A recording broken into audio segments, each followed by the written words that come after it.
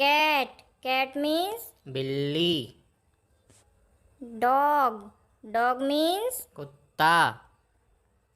elephant means हाथी। lion means शेर। zebra means zebra.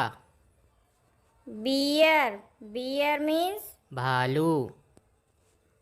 cow means गाय। goat means बकरी।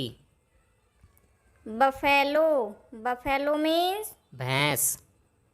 yak means सुरागाय। tiger means बाघ। jaguar means Jaguar. panther means panther. fox means लोमड़ी। monkey means बंदर। crocodile means मगरमच्छ। wolf means भेड़िया।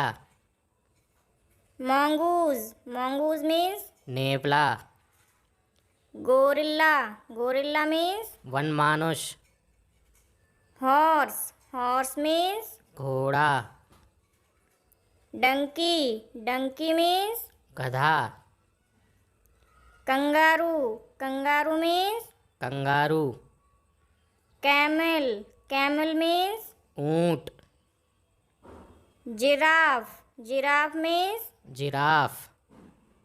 hippo means दरियाई घोड़ा। sheep यानी भेड़।